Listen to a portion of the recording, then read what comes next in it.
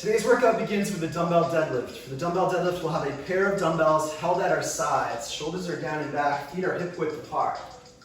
From here, we push our hips back, bending the knees slightly to get down as low as possible with a flat back position. Core is engaged. We're not rounding the back. We're not overarching. Just keeping that torso nice and neutral. We have our shoulders down and back, lats engaged, dumbbells right at the sides. From there, we stand up strong, pushing our heels through the floor to a full standing position.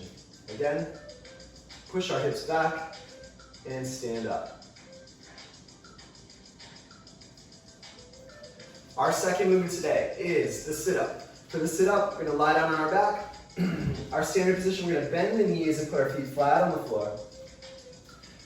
From here, we have our arms extended up behind the head, back past the head. We're going to press our lower back down into the ground and curl up and sit up nice and tall. You might be able to sit up tall enough to touch your ankles. You can use that as a standard. When you lower back down, press your lower back down into the floor, and then vertebrae by vertebrae, back to the ground.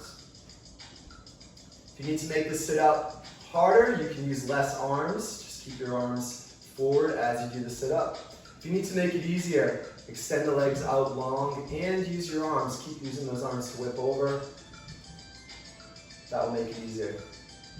Our third movement today, we're going to go to a wall handstand. For the wall handstand, we'll need a wall. We'll get our fingers nice and wide and get our fingertips about 6 inches from the wall. From there, we get our hips nice and high, and we're going to have one leg to push with, one leg to reach with.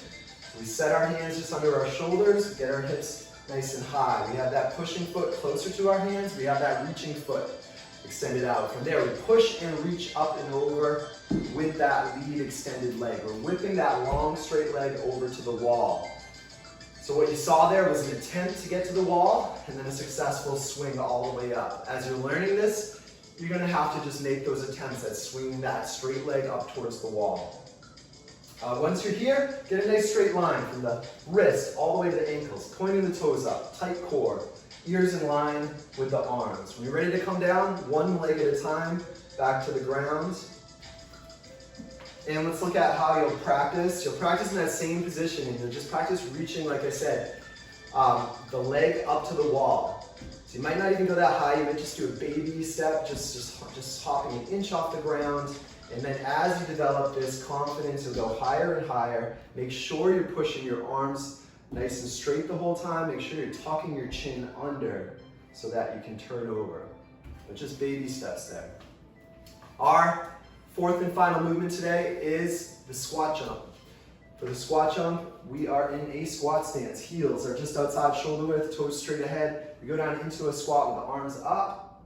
From here, we're going to jump out of this position, our head to the ceiling, landing back immediately in that squat. Just trying to land perfectly back in that squat each rep. Try to go high with your head towards the ceiling. If you need to be quiet with this, or you want to calm this down a bit, our substitute is just squat to heel raise. Squat, and then you go up on your toes. Squat, up on your toes. Have a great workout.